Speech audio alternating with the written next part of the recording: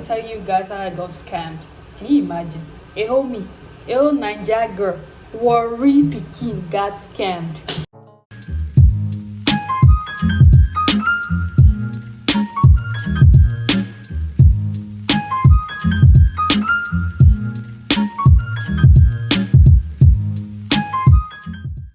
Hey guys, welcome back to my channel. Sunshine here, shining, shining, shining, shining. Yeah, all of them haters.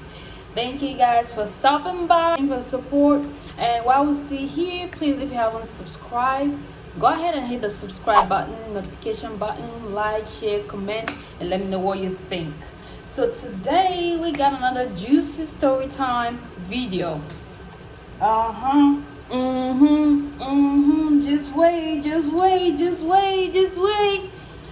Okay, let's jump right into it.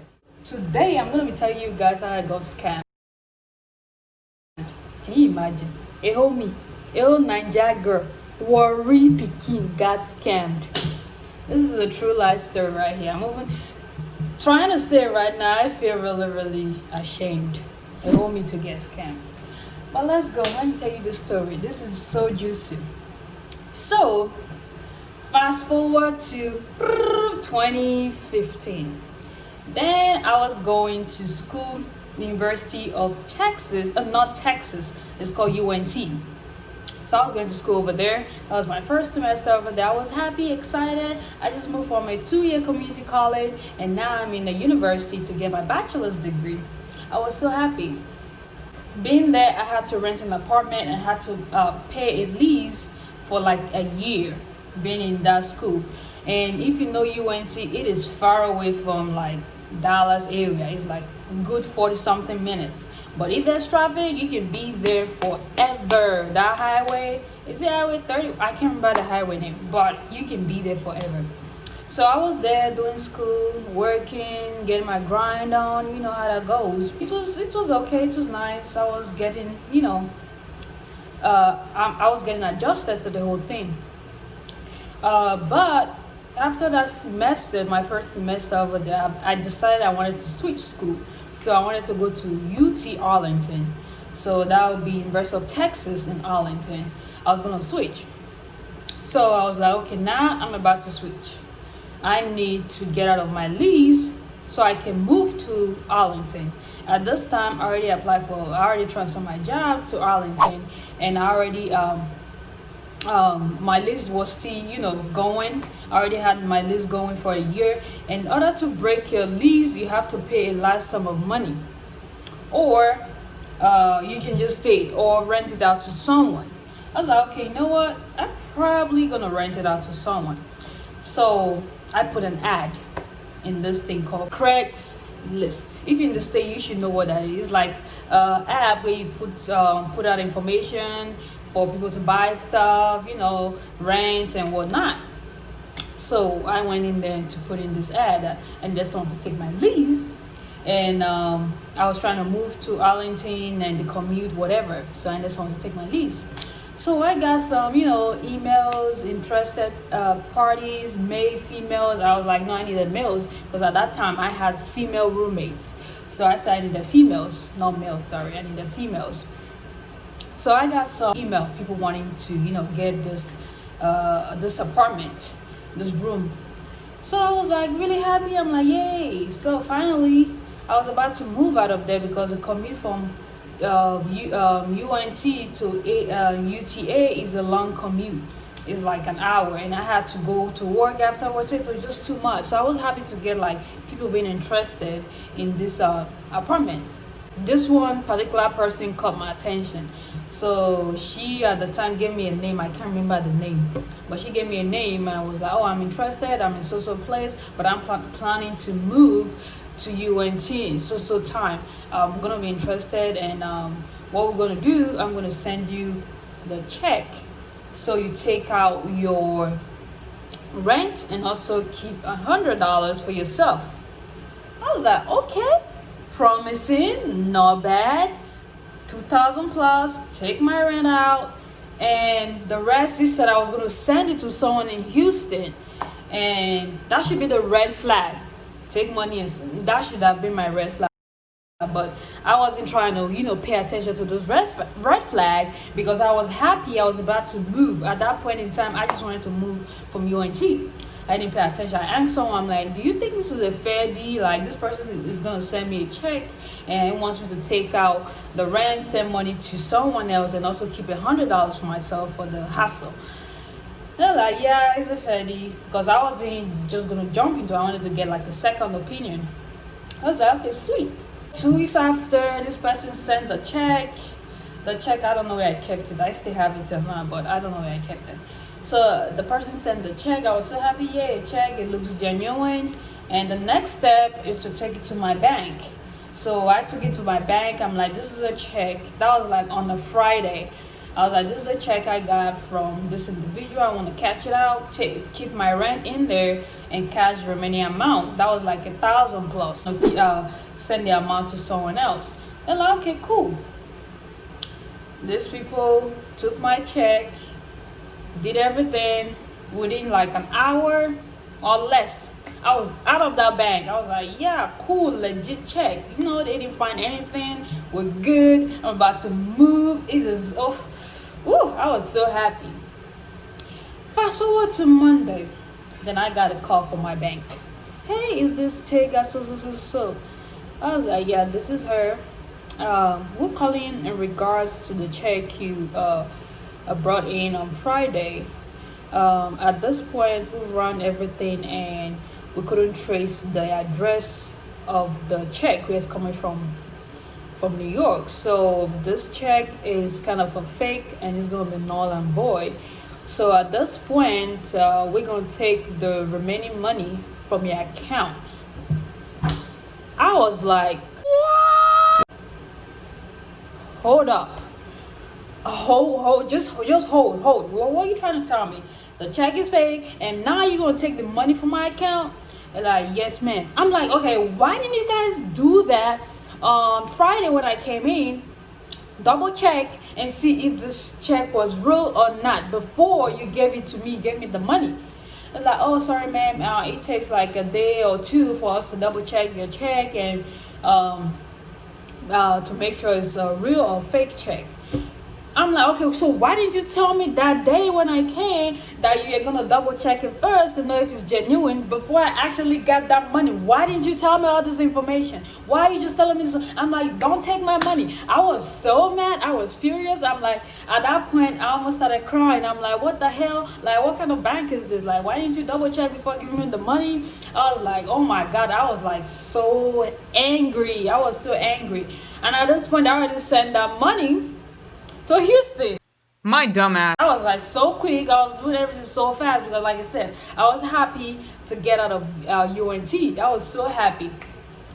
I was like, oh my God, I had already sent this money. Like, so there's nothing we can do about it. And they hang up. I was like, I was so mad. I was so sad. I'm like, what just happened? Immediately, because at this point, me and this person, we've been communicating through email. So I went to email this individual. I'm like, so you send me a fake check. Like, why did you do that? Like, can you, the person I send that money to, can you have the person send the money to me? And this person had the nerve to reply me and say, oh, I'm sorry, I don't know, I don't know what to tell you, but I can have the person send the money to you back. It's been sent, that's all I can tell you. I was like, what? You can't send me my money back? So I replied him. I'm like, God will punish you. You will die. You will have accident. This money you've taken from me, you will perish. As you move into this, soul will jam. Motor will jam you. You scam me my added money. I have been saving this money from community college, remember. When I went, because when you go to community college, you have financial aid, you have free money sometimes from the government. So instead of me spending this money, I was saving this money for my university, because at that point in time I didn't want to take loans or whatnot. So I was just saving this money to help me pay tuition. After the government has paid some part of it in the university, then I pay the other part. So I was saving this money, and this stupid ass person came to scam me. I was so mad. I'm like, you would die. God will punish you. You would this, you would die, you would that. And even said, "Oh, I am sorry for this."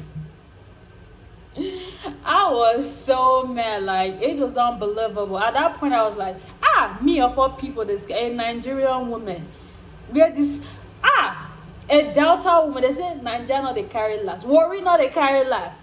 They can't scam me. My eyes. Yeah, I was so mad at this point.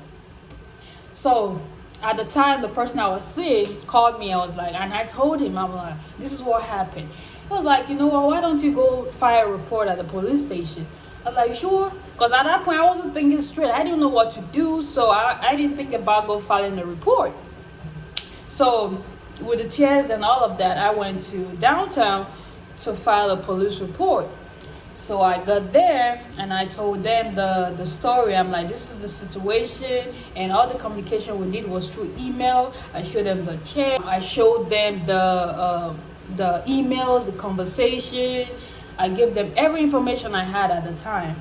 They looked at it. They're like, oh, okay, you know what? We're gonna give you a call back. We'll conduct our investigation. Da da da da da. I was like, okay, cool. I was hopeful. I'm like, oh, this person, they're gonna catch this person. My money's gonna come back to me. The next day, they called me. I went back to the station. They're like, oh, okay. So this is what is gonna happen. We're sorry this happened to you, but at this point in time, we can't guarantee your money coming back. I was like, what? It's like, yeah, you would have been so careful, verify all this or talk to someone about this, because now this is your fault. You fell for this scam. This scam happen all the time. So next time, make sure you don't fall for something like this. I'm like, really? Is this all you guys gonna do? It's like, yes. This check says it's from New York. The best you can do is call New York or this phone number or this bank, whatever it is, and file your complaint over there. You can file from here. I was like, wow, okay, you guys were so helpful. You guys were so freaking helpful. With tears in my eyes and whatnot, I was so mad. So I left the station. The bottom line was that they couldn't do anything for me. They couldn't catch nobody. I tried calling the bank on the freaking check. Number is not going through, all fake. At this point, I just gave up. I was like so mad. I'm like, this money I saved I was so mad. Like, I was so frustrated at the time. Even though it was small money, 1,000 plus or whatever it is, not even that. The fact that the money I saved, like people spend their money. I don't. I save it. I'm like, okay, I'm gonna use it for a greater cause. I'm gonna pay for my tuition. Someone came and scammed me. That was the most part of it. I was so mad. And being that I'm Nigerian and heard stories of scammers and what they do, what not, I couldn't even tell when she was trying to scam me. I was so mad. That alone made me angry. So I learned a lot from this. I'm like, next time, Craigslist was like banned. I was like, never again Craigslist, because Craigslist it was full of with a lot of scammers on there and people trying to take your stuff. So I was like, never again Craigslist, and I couldn't do nothing. I had to move on. Excuse me. Luckily for me, I got someone the next month to rent the apartment so I could move. So that was the whole good news from the whole thing that happened. So I found someone to rent the apartment, and that was how I left UNT, and that was how I lost my money. I was so mad. So lesson to be learned about this: when you're dealing with people online, when it comes to money, make sure you get enough information and also verify these people. Google them or have a phone conversation. Don't rely on the email.